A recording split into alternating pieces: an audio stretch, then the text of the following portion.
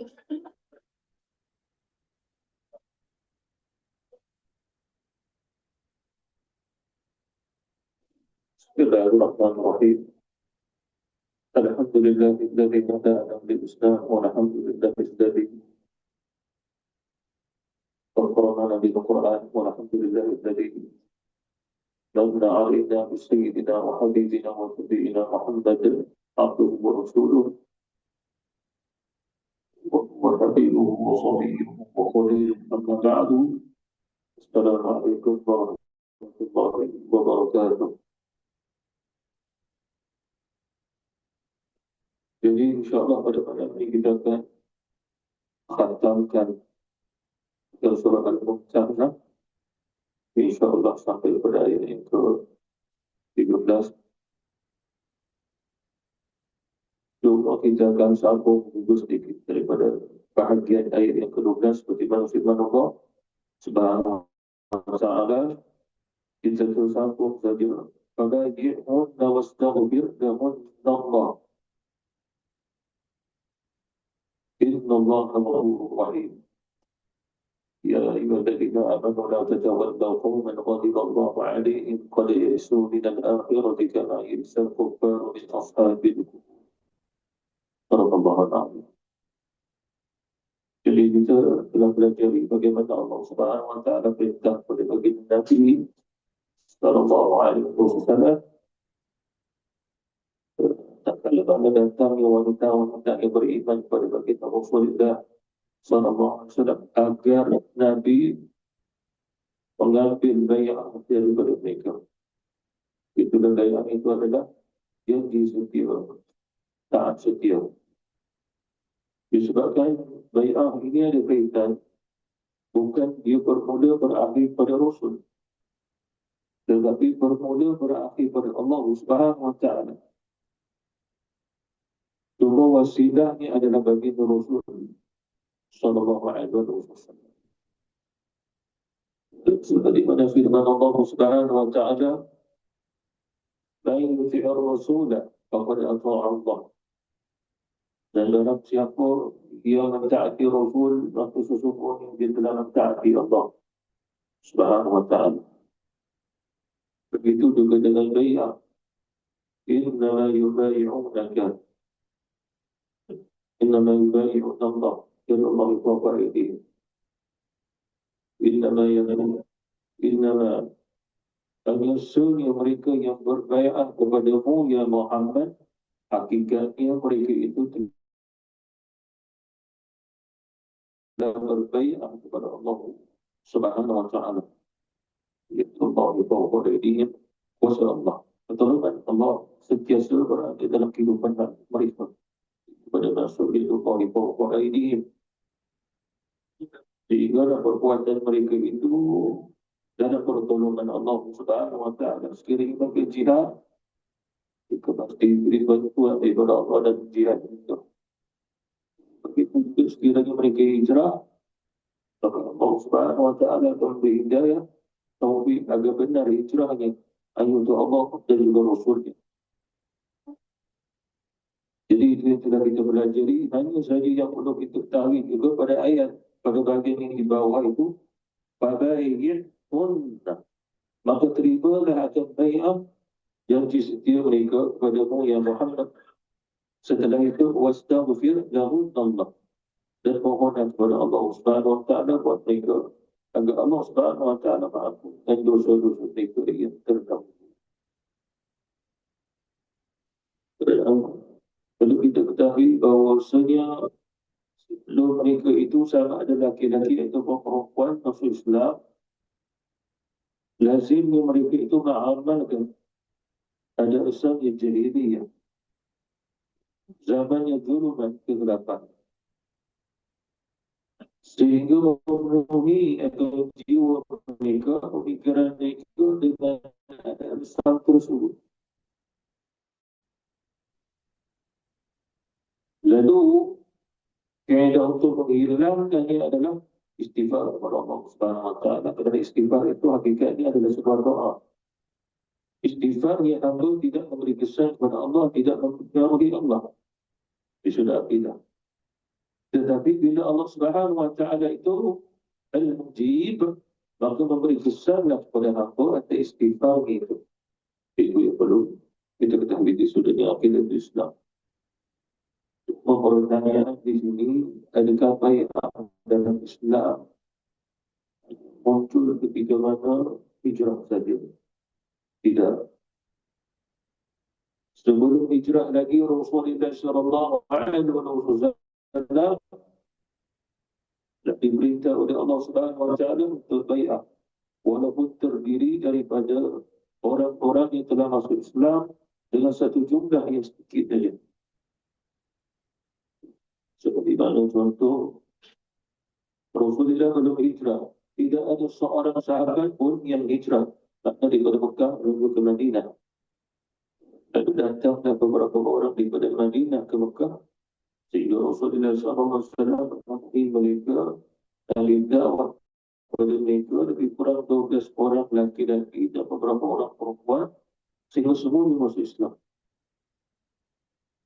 Bila mereka masuk Islam, maka Rasulullah pun bai'ah mereka. Bai'ah mereka adalah Rasulullah menerima. Tak kala mana setelah mereka masuk Islam, Nabi menasihati mereka, mewasiatkan kepada mereka untuk menyebarkan Islam di Madinah. Lalu mereka pulang ke Madinah dalam keadaan mereka telah beriman dan mereka sebarkan Islam di Madinah. Itu disebut sebagai Bai'atul Aqabah yang pertama. Itu bai'ah yang pertama dalam Islam. Sebelum hijrah baginda Rasul sallallahu alaihi wasallam, sebagian ulama menyatakan bai'ah ini berlaku pada tahun yang ke-12 kenabian baginda Rasulullah sallallahu alaihi wasallam. Dan seorang lelaki itu semua penduduk Madinah yang Islam balik sebarkan Islam. Tahun kemudiannya ramai budak yang datang. Yang dimaksudnya kisah berkat daripada 12 orang yang sebarkan Islam, sehingga ramai yang berminat untuk Islam tidak menunggu Rasul, sehingga mereka sendiri melangkah pergi cari Rasul ke Mekah. Lebih kurang 73 orang laki-laki. Dan seluruhnya Rasulullah SAW Islam ke mereka, dan ada juga berapa orang perempuan. Dan ini disebut sebagai Bai'atul Aqabah yang kedua. Bai'atul Aqabah yang kedua. Dan Rasulullah sallallahu alaihi wasallam mewasiatkan kepada mereka agar mereka berikrar berumat Islam sekiranya mereka semua sampai ke Madinah. Lalu seluruh laki-laki dengan jumlah 73 orang laki-laki itu semua ikrar berjanji untuk jaga Nabi sebagai Nabi dan juga seluruh di kalangan umat Islam yang menuju ke Madinah, walaupun ketika itu belum disebut sebagai hijrah lagi. Dan kerana ikrar itulah maka Rasulullah sallallahu alaihi wasallam memulai untuk hijrah kerana Allah Subhanahu wa taala. Jadi maksudnya adalah permulaan yang keagamaan Rasulullah dalam hijrah adalah padanya Baitul Aqabah itu. Baitul Aqabah yang kedua ini berlaku pada bulan Zulhijjah. Lalu mereka pun pula setelah Zulhijjah adalah Muharram. Keagamaan Rasul, Nabi telah sebarkan kepada sahabat untuk bersedia hijrah, itulah Muharram. Oleh kerana itulah bulan Muharram dikaitkan dengan bulan yang hijrah Nabi. Tapi ada di antara kita tak faham. Apa tak faham? Dia kata bahawasanya kita meraihkan Muharram sebagai bulan hijrah. Padahal Rasulullah SAW hijrah pada bulan yang Safar. Nabi sampai ke Madinah pada bulan yang Rabiul Awal. Mana Muharram? Mana Muharram? Muharramnya bermula pada keagamaan Nabi perintah Nabi kepada sahabat untuk keluar hijrah. Oleh kerana itu, dah ada beberapa sahabat Rasulullah yang memulai hijrah bulan Muharram atas perintah Rasulullah SAW yang ingin hijrah kepada hijrah terus ke Madinah. Lepas Muharram, Safar. Jadi bermula Safar, barulah Rasulullah bergerak. Tapi para sahabat bergerak pada bulan Muharram atas perintah Nabi. Jadi ini menunjukkan bahawa hijrahnya Rasulullah dikaitkan dengan hijrah para sahabat adalah perintah Rasul, maka dikaitkan juga dengan hijrah dengan Nabi. Kita dah masuk kisahnya pada Baitul Aqabah yang kedua, waktu keazaman Nabi untuk hijrah. Disebabkan azam ini, dia kesungguhan. Dia bukan sekadar niat yang terlintas dalam hati. Dia bukan ham. Sekiranya contoh kita niat nak buat baik, dia terlintas. Lepas tu kita pun tak tangkap dia. Dia lintas dalam hati, dia khatir. Dia pergi dia. Lepas tu kita pun tak serius. Niat nak buat baik, ini dah dapat pahala pun.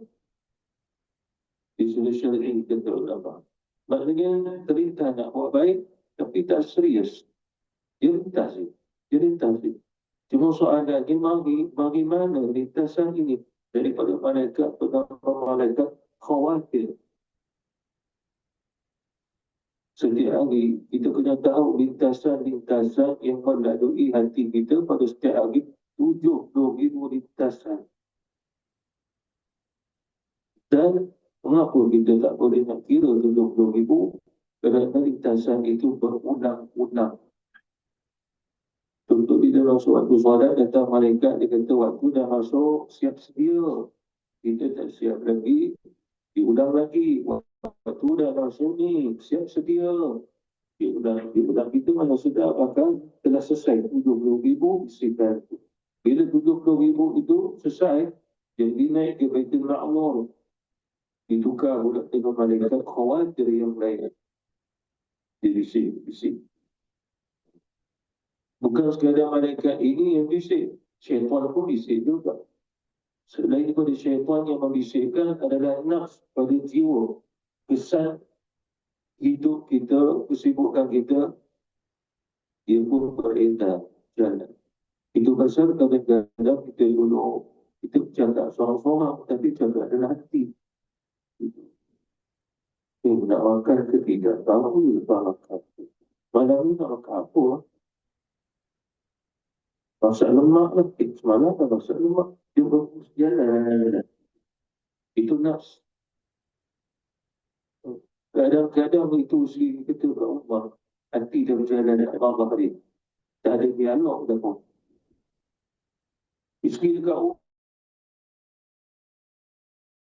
pun dah ada hati dialog dengan bawah kita juga. Itu nafs. Cuma kena hati-hati disebabkan kadang-kadang syaitan pun hasil juga akan jadi perang. Itu bila dia masuk hasilkan syaitan.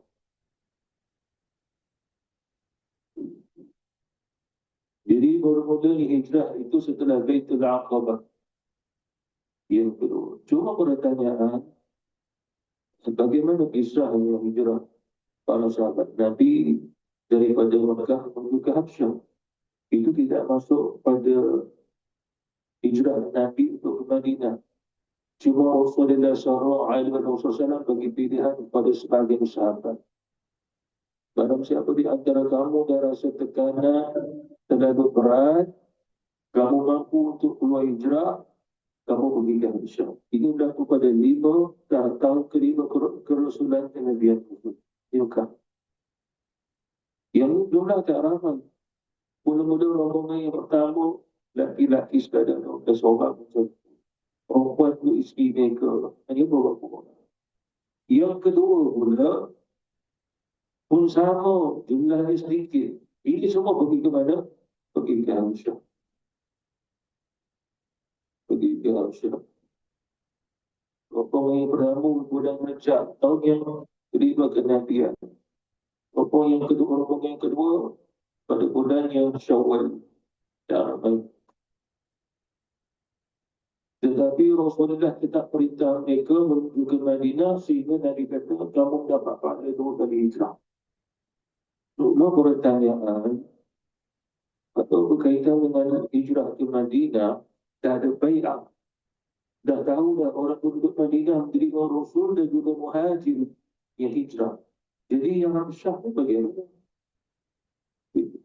Disebabkan Syah bukan ada hubungan diplomatik dengan yang Rasulullah SAW di Mekah. Tidak ada. Cuma wahyu. Tapi kata tidak, kamu dizalimi, kamu dianiaya sekeras-kerasnya, seberat-beratnya, kamu dihijrah ke Habsyah. Di sana terdapat raja yang tidak adil. Dia tidak perlu zalimi sesiapa pun. Yang berada di bawah negerinya. Itu yang sahabat Rasulullah SAW di sana. Dan berkali adalah padanya hijrah para sahabat pergi yang kedua itu sehinggalah Najasi itu pun masuk Islam. Rahib-rahib Nasrani ini pun masuk Islam. Kerana kita bukan sekadar hijrah, tapi kita sebar dakwah. Maknanya hijrah itu adalah satu dakwah Islamiyah. Kerana apa? Kerana bila saya hijrah, dibawa iman, dibawa Islam, dibawa akidah, dibawa syariat, dibawa segala yang diperintah oleh Allah. Jadi dibawa sampai ke Madinah, lalu disebarkan. Jadi hijrah ini bukan berpindahnya tempat daripada Mekah menuju ke Madinah sehingga kita duduk tempat itu. Tetapi sebenarnya hakikat hijrah adalah sebarkan dakwah Islamiyah pada akidahnya, pada syariat. Itulah hakikatnya hijrah Rasulullah SAW. Oleh kerana itulah kata ulama, hijrah Nabi tidak akan pernah sama sampai hari kiamat. Lebih lagi kita kalau dikatakan aku pun hijrah juga, tapi tak boleh disamakan dengan hijrah Rasulullah SAW. Aku pun jihad juga, tetapi tidak boleh disamakan dengan jihad Rasulullah SAW. Aku pun bai'ah juga, tapi bai'ah kamu tak boleh disamakan dengan bai'ah dengan Rasulullah SAW dengan para sahabat pada zamannya. Jangan disamakan. Sebab ditanya ini bai'ah apa bai'ah ni masalah dari bahkan dalam sebuah di Rasulullah apabila dah datang nanti Imam Al-Mahdi, orang yang tahu akan datang dan berbai'ah kepada dia. Kata Rasulullah SAW. Apa maksud orang yang tahu silsilah? Silsilah ni adalah tali-tali yang bai'ah. Pasal dalam ilmu, saya pun dapat juga Tok kita ni kita bai'ah, dia bai'ah Tok dia, bai'ah. Sampai Rasulullah yang bai'atul ridwan perjanjian Hudaybiyah itu adalah pada tahun yang ke-6 Hijrah. Itu bai'ah juga di tahun pokok. Bai'atul ridwan disebabkan semua sekali dia mengikat kesetiaan dengan Rasulullah. Allah meridai mereka. Bahkan mereka ada syurga, masuk syurga tanpa hisab. Itu yang luar disebutkan. Jadi kembali daripada fabayyun, jadi perlu kita tahu bahawa yang bai'ah ini bukan baharu, telah ada. Cuma Allah beritahu bai'ah lagi. Oleh kerana itu yang kita pelajari bahawa ada bai'ah pada bai'atul nisa. Maknanya bai'ah kepada wanita-wanita yang mana mereka ketika itu belum lagi hijrah. Tetapi mereka itu di Madinah bukan hijrah ke Mekah. Mereka menuju ke Mekah, lalu masuk Islam, lalu Rasulullah bai'ah mereka. Kemudian yang kita pelajari pula adalah wanita-wanita yang Islam yang berhijrah daripada Mekah menuju ke Madinah, lalu diperintahkan juga bai'ah. Cuma soalannya adalah untuk perempuan. Jadi bai'atul nisa, lalu kedua dapat tidak. Lalu mendapat Subhanahu wa ta'ala membuat dalam surah ini tentang bai'ah pada wanita-wanita yang beriman. Disebabkan dalam surah ini kisahnya lebih pada Al-Mumtahanah. Cerita orang perempuan yang diuji. Belum tajuk surah ini. Tentang bai'ah secara umum, itu kita kena baca surah Al-Fat. Inna fatahna laka fatham mubina. Itu telah kita pelajari ayat. إنما يبايعونك فإنما يبايعون الله يد الله فوق أيديهم ayat itu telah kita pelajari sebelum ini. Wastaghfir lahunna Allah, mohon keampunan kepada Allah Subhanahu wa taala buat mereka setelah engkau bai'ah mereka, ya Rasul. Inna Allah ghafurur rahim. Sesungguhnya Allah Subhanahu wa Ta'ala itu Maha Pengampun lagi Maha Penyayang. Mengapa katanya? Gini, Rasulullah SAW bila Nabi sebarkan dakwah Islamiyah, Nabi akan cerita dengan dua perkara. Yang pertama adalah apa yang perlu dilakukan setelah dia masuk Islam. Yang kedua adalah sesuatu yang telah dilakukan sewaktu mereka sebelum masuk Islam jangan diulangi ketika mana mereka telah masuk Islam. Apa maknanya? Bila dah Islam, mereka perlu solat, perlu puasa, itu kewajiban. Kemudian pula ada dasarnya jahiliyah, maka jangan dilakukan.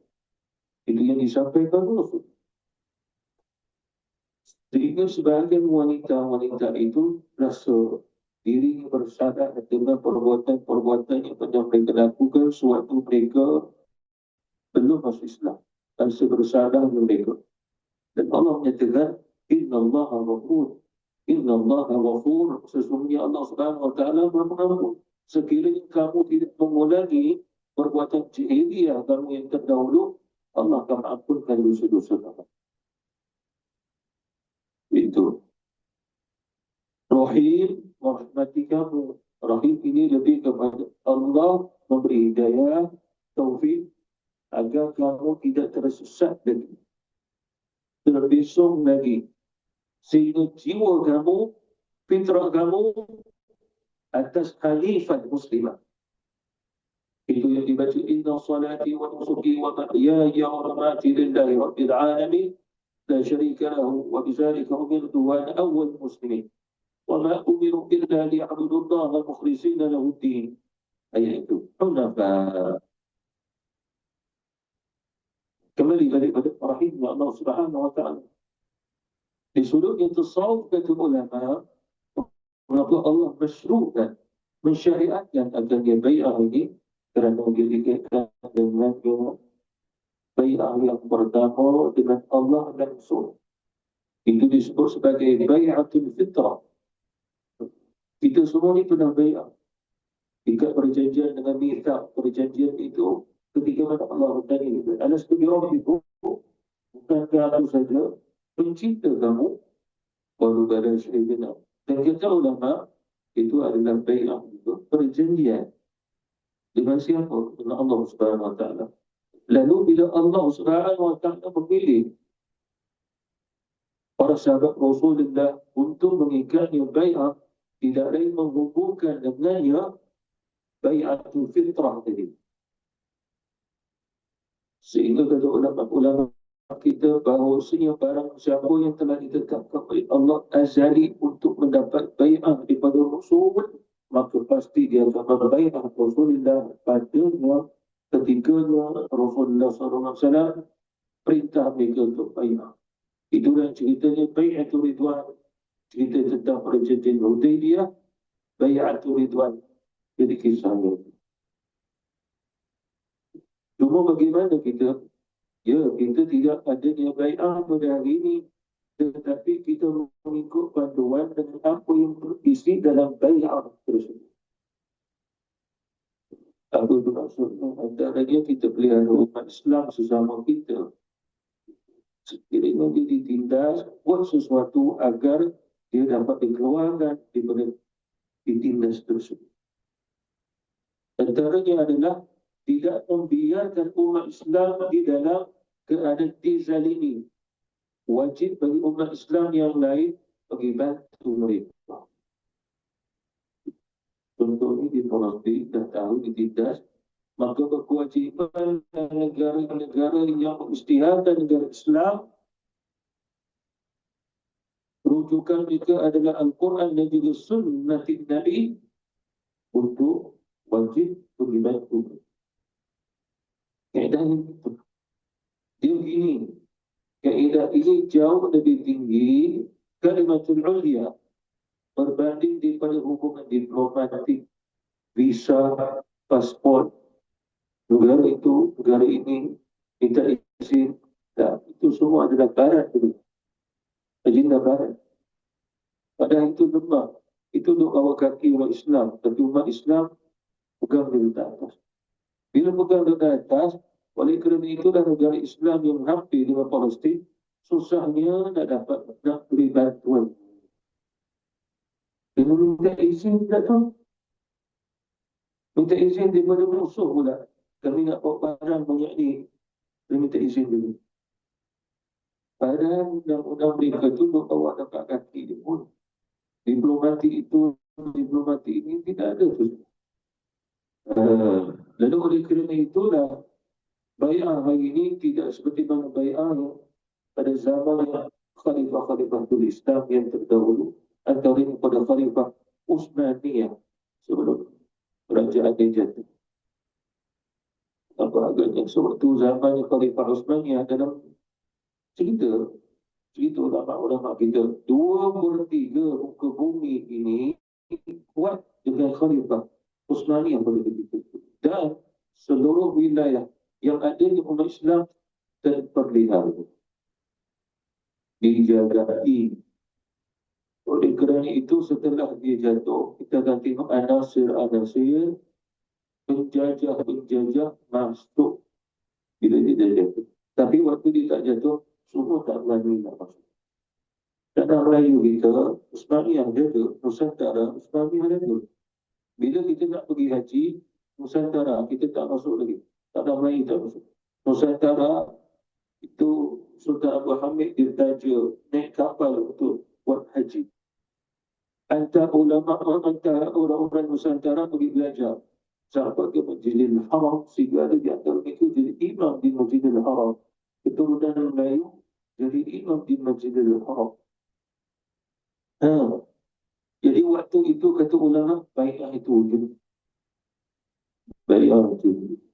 Bila orang Islam dia dah landai, lepas tu pula bantu-bantu musuh, kasihankan musuh, berlemah lembut dengan musuh pijak dia.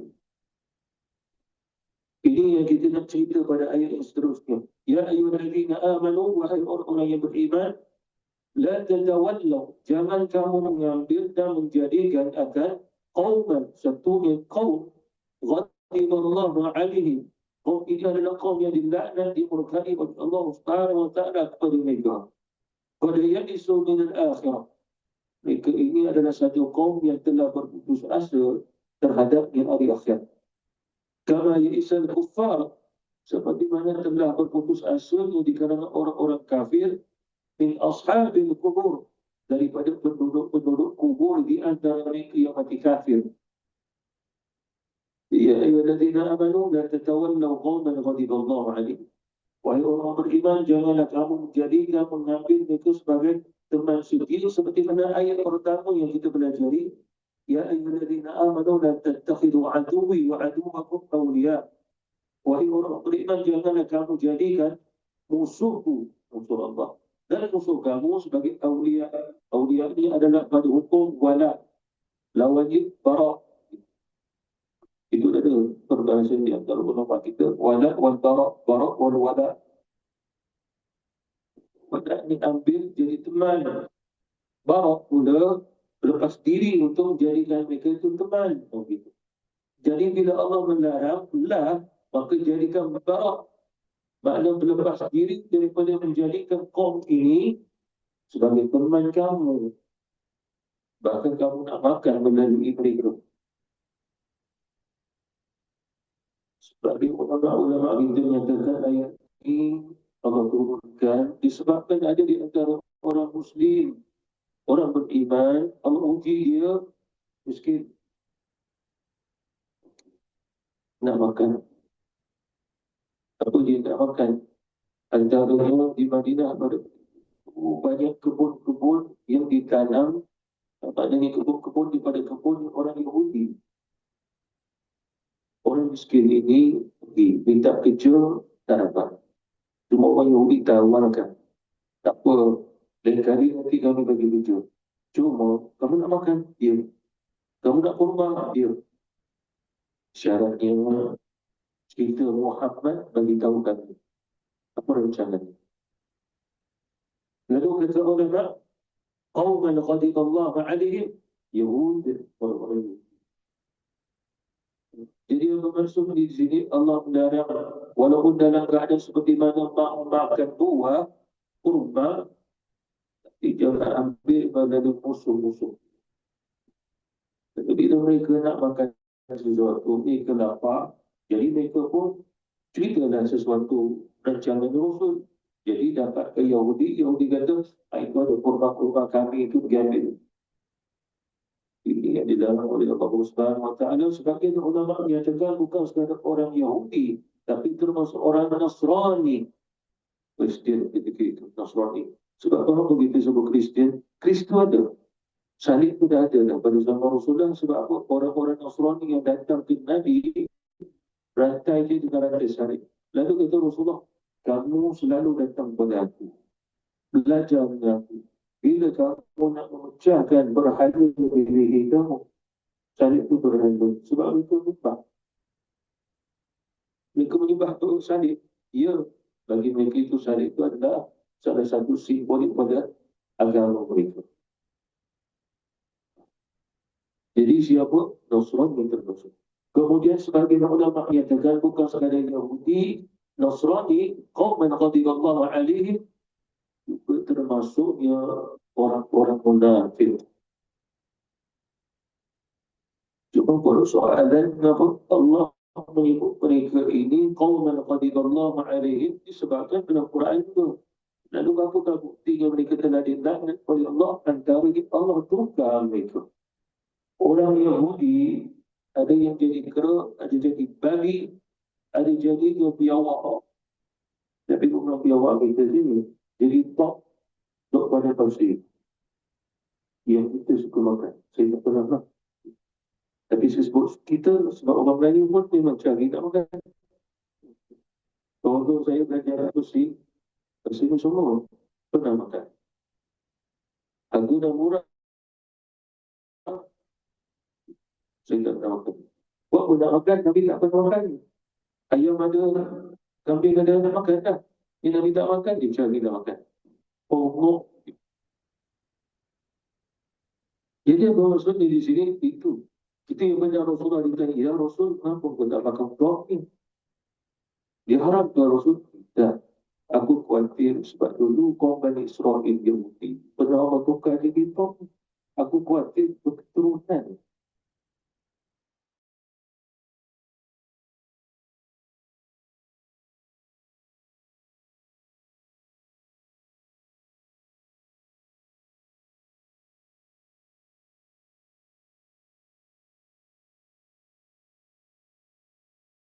Saya pun tak tahu dia nak buat apa. Jadi itulah qauman ghadiballahu alaihim, dan laknat atas mereka itu pada zaman Nabi Daud, pada zaman Nabi Isa ibn Maryam. Itu dah ayat Quran. Lu'ina alladhi takafaru min Bani Israel. Atas lisan Daud dengan lisannya Isa ibn Maryam. Allah melaknat. Antara mereka di kalangan orang Nasrani jadi kera, jadi babi. Kera dan babi itu rupa-rupanya bukan pengkhususan kera untuk Yahudi, babi untuk Nasrani. Sebenarnya Yahudi Nasrani pernah jadi kera keduanya. Kera dan babi. Itu tanda laknat sungguh.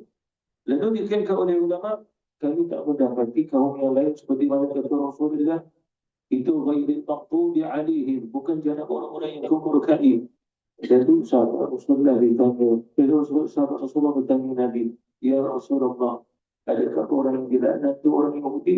Tidak lain, melainkan mereka. Siapa lagi kata Rasul? Jadi kita lihat. Soalan lagi, Allah melaknat orang-orang Yahudi. Laknat Allah tidak sama laknat mereka pada para Nabi, para Rasul. Tidak boleh disamakan. Cuma Allah membarasi kerana mereka melaknat para Nabi, para Rasul, dan Allah melaknat itu. Bagaimana mereka melaknat para Nabi, para Rasul? Ada satu ajaran para Nabi, para Rasul, mereka nak membunuh. Nak bunuh ajaran itu dengan membunuh yang membawa ajaran itu. Padahal itu adalah para Nabi Rasul. Dan kata Rasulullah SAW, tidak ada satu laknat Allah yang paling besar melainkan satu umat yang membunuh Nabi mereka sendiri. Jadi kau akan dibunuh. Dan orang-orang Nasrani mengatakan mereka juga dimaksudkan di kalangan orang-orang yang dilaknat oleh Allah kerana kebohongan mereka yang terbesar adalah tentang yang Maryam, tentang yang Isa ibu Maryam anak beliau Nabi Isa alaihissalam. Kita ambil saja Nabi Isa. Dia mengatakan Isa adalah Allah. Allah adalah Isa. Yang lain mengatakan Isa itu adalah anak Allah. Macam-macam. Siapa peringkat dia kata bahawa Isa itu yang menciptakan. Pencipta. Kita tanya balik kalau Isa itu pencipta. Siapa pencipta Adam? Bukankah Adam, Idris, Nuh semua dalam Bible kamu ada? Isa ni cuma dia cerita tentang Adam. Lalu bagaimana kamu boleh cerita dia pencipta Adam semesta sedangkan dia tahu mak dia lahirkan dia Maryam. Lalu mereka pun jawab dan pusing sana pelik sini, pusing sana, pusing sini, pelik. Akhirnya tak dia itu. Makan itu. Sebab secara logik, akad ini ada fitrah. Kalau itu warna hitam, maka setujulah semua hitam. Kalau itu warna putih, setuju semua. Kalau ini siang, semua setuju. Kalau ini malam, semua setuju dengan akad. Semua akan lalu ini bagi mereka dia lain. Dia tak ada lainnya selagi mana dia makhluk yang lain itu Tuhan yang Allah Subhanahu wa taala. Qad yarisu min al-akhirah. Jadi golongan ahli kitab Yahudi Nasrani adalah golongan yang telah berputus asa daripada akhirat. Kata ulama tafsir adalah hakikatnya orang Yahudi telah mengetahui kedudukan mereka tidak ada apa-apa di antara muka aku. Oleh kerana itulah pengorbanan kehidupan mereka hanya sekadar di dunia. Dan mereka tak pernah mengharapkan pahala. Kita dalam Islam ada yang mengharapkan pahala.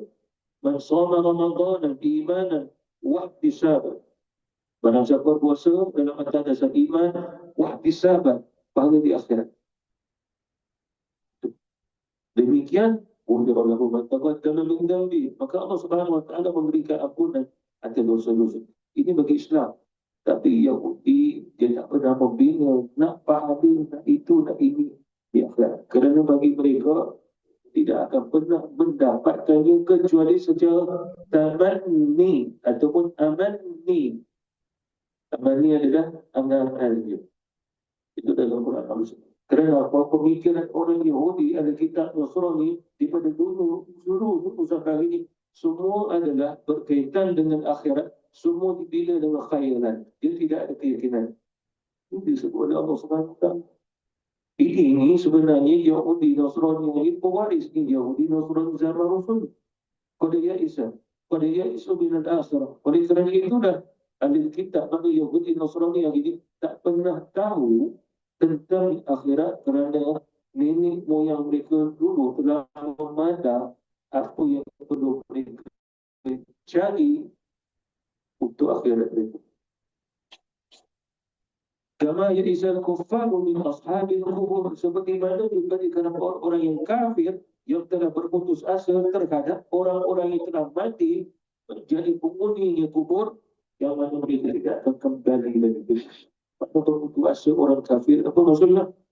Orang kafir secara tradisi dulu mereka beranggapan hidup dan mati ini tidak lain ma'ya illa hayatuna dunia dan mutuwa nahya wa ma yuhlikuna illa ad-dahr.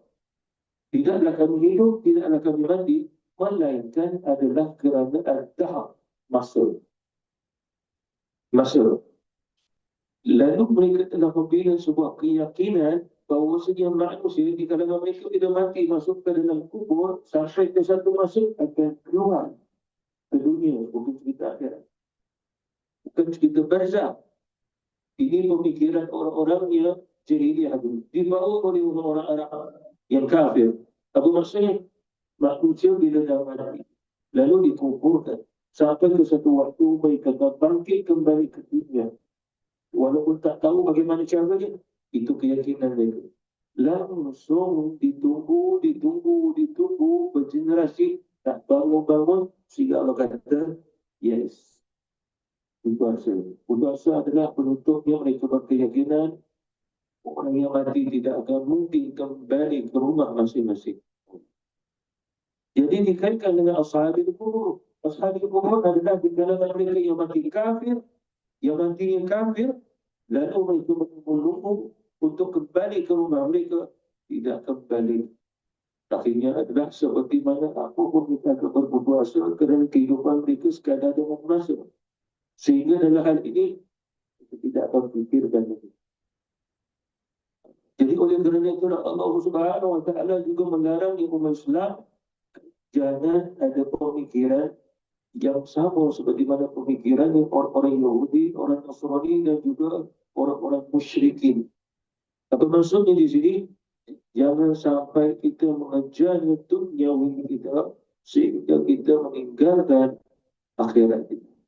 Sebab yang di Nasrani ini kejar dunia sehingga kita lihat dunia ini daripada tangan-tangan dan otak-otak mereka. Tetapi itu semua tidak membina kejayaan di akhirat kerana bermula dan berakhirnya mereka dalam kehidupan ada dunia. Islam maka membawa kepada akhirat. Innama ya'muru masajid Allah man amana billah wal yawmil akhir.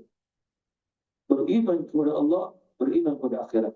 Jadi golongan ini semua tak beriman kepada akhirat. Jadi itu yang Allah Subhanahu Wa Taala larang umat Islam. Jangan kita mengambil mereka sebagai teman dan jangan sehingga kita bersahabat sehingga wujud kasih sayang kepada mereka. Akhirnya tanpa sedar mereka memijak agama kita, memijak kita, pemikiran kita, bahkan memijak perundangan kita sehingga memenangkan perundangan mereka. Dunia ini kita lihat, kita ada perundangan, tapi menang di perundangan itu.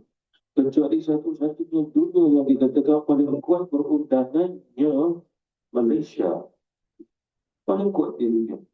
Bertahun-tahun dikatakan ekonomi kita adalah ekonomi Islam yang terbaik di dunia. Dan perundangan Islam yang terbaik di dunia. Bukan saya kata, saya baca. Kan keluar, baca-baca tak baca. Oh, dah jadi pakcik, memang tak baca dah. Siapa yang baca tahu lah. Saya baca, saya tahu sebab saya belum jadi pakcik. Wallahu ta'ala a'lam. Jadi kita selesai, nanti insyaAllah kita sambung pada surah yang baru, surah As-Saff. Wabillahi taufiq wal hidayah. Wassalamualaikum warahmatullahi wabarakatuh.